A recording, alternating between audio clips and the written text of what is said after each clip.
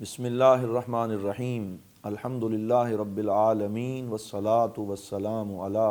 سید الانبیاء والمرسلین۔ معزز سامعین و ناظرین، ہمارے پیارے آقا حضرت محمد الرسول اللہ صلی اللہ علیہ وآلہ وسلم ایسے کریم نبی، جود و سخا کی ایسی بارش برسانے والے نبی جن کو اللہ رب العزت نے بے شمار شانیں عطا فرمائیں، اور صحابہ کرام رضوان اللہ تعالیٰ علیہ مجمعین جب اپنے نبی کی یہ شانیں دیکھتے تھے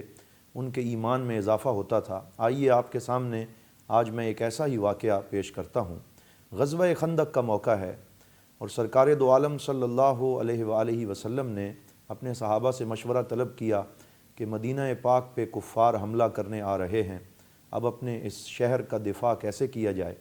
حضرت سلیمان فارسی رضی اللہ تعالیٰ عنہ نے مشورہ دیا کہ خندق کھودی جائے، کیونکہ فارس اور ایران میں لوگ اسی طرح پروٹیکشن اور حفاظت کرتے ہیں۔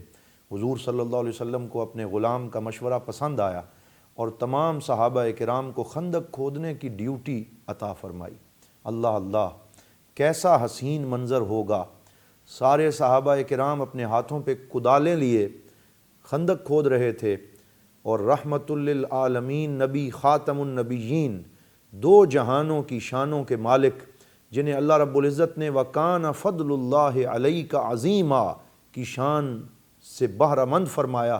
وہ خود بھی اپنے غلاموں اور اپنے امت کے ان صحابہ کے ساتھ خندق کھودنے میں مشغول ہیں، اور بھوک اور پیاس کا عالم ہے اور کھانے پینے کو کچھ زیادہ نہیں ہے، اور اس حالت میں صحابہ کرام نے اپنے پیٹ پہ ایک ایک پتھر باندھ رکھا ہے تاکہ بھوک کا احساس کم رہے اور پیٹ کو کچھ تسلی رہے، اور کریم آقا صلی اللہ علیہ وسلم نے اپنے پیٹ پہ 2 پتھر باندھ رکھے ہیں، اور 6 دن تک مسلسل یہ خندق کھودنے کا عمل جاری رہتا ہے۔ ضیاء الامت جسٹس پیر محمد کرم شاہ الازہری رحمۃ اللہ تعالیٰ علیہ اپنی شہرۂ آفاق سیرت کی کتاب ضیاء النبی کی 5ویں جلد میں لکھتے ہیں کہ جب خندق کھودنے کا عمل جاری تھا، حضرت جابر بن عبداللہ رضی اللہ تعالیٰ عنہ جو حضور کے بڑے پیارے صحابی تھے، ان کو سرکار دو عالم صلی اللہ علیہ وسلم کی نقاہت اور کمزوری کا احساس ہوا کہ ہمارے کریم آقا صلی اللہ علیہ وسلم بہت تھکاوٹ محسوس کر رہے ہوں گے۔ وہ گھر گئے اور جا کر اپنی بیوی سے پوچھا گھر میں کوئی چیز ہے تاکہ ہم اپنے نبی کا کھانا تیار کریں، تو اس نیک بخت بیوی نے کہا کہ صرف تھوڑا سا گوشت ایک بکری کا ہے اور تھوڑا سا جو کا آٹا ہے جو صرف 2 یا 3 بندوں کے لیے کافی ہے، جا کے اپنے نبی سے سرگوشی کرنا اور کان میں ان سے کہنا تاکہ آپ صرف 2-3 افراد کے ساتھ آ جائیں، ہم دسترخوان پہ کھانا چنتے ہیں، وہ کھا لیں اور ان کو حوصلہ اور زیادہ قوت اور توانائی حاصل ہو جائے۔ حضرت جابر بن عبداللہ آتے ہیں، حضور صلی اللہ علیہ وسلم کو سرگوشی میں دعوت طعام پیش کرتے ہیں۔ سرکار نے پوچھا جابر کتنا کھانا گھر میں موجود ہے، صورتحال کو عرض کر دیا۔ سرکار نے فرمایا تم جاؤ، میں آ رہا ہوں۔ ابھی حضرت جابر راستے میں تھے کہ پورے لشکر میں ایک اعلان کرنے والا منادی یہ اعلان کر رہا تھا کہ اے صحابہ، خوشخبری ہے کہ آج تمہارے بھائی جابر نے تمہارے لیے دعوت کا اہتمام کیا ہے، سارے چلو اور وہاں جا کے اس دسترخوان سے لطف اٹھاؤ۔ حضرت جابر بن عبداللہ کے چہرے پہ ہوائیاں اڑنے لگیں کہ میں نے تو صرف حضور کو دعوت پیش کی تھی، سرکار تو پورے لشکر کو لے کے آ رہے ہیں، کیا بنے گا؟ جا کے اپنی بیوی سے عرض کیا۔ کیسا ایمان تھا ان صحابیات کا، ان خواتین کا جنہوں نے سرکار دو عالم صلی اللہ علیہ وسلم کا کلمہ پڑھا۔ انہوں نے اپنے خاوند سے کہا مجھے یہ بتاؤ،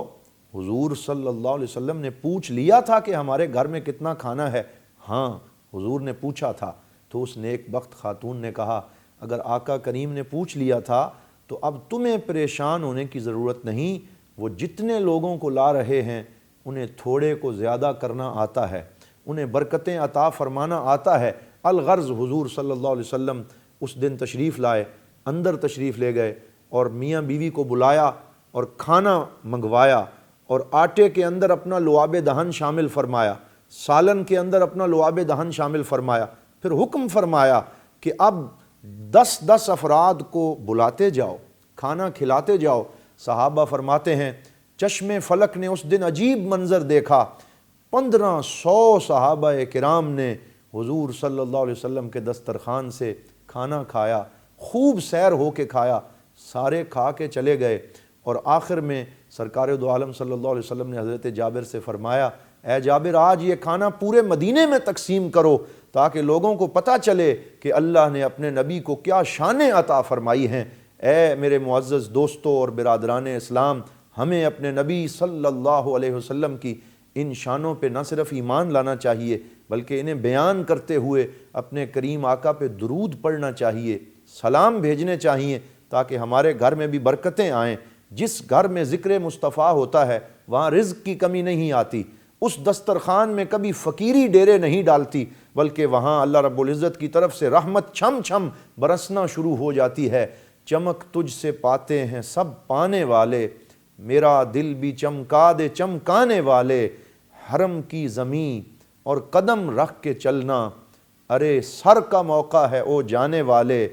تو زندہ ہے واللہ، تو زندہ ہے واللہ، میرے چشم عالم سے چھپ جانے والے، صلی اللہ علیہ وعلی آلہ و اصحابہ اجمعین۔ اللہ رب العزت ہمیں اپنے کریم آقا صلی اللہ علیہ وسلم کی محبت سے حظ وافر عطا فرمائے۔ والسلام علیکم ورحمۃ اللہ وبرکاتہ۔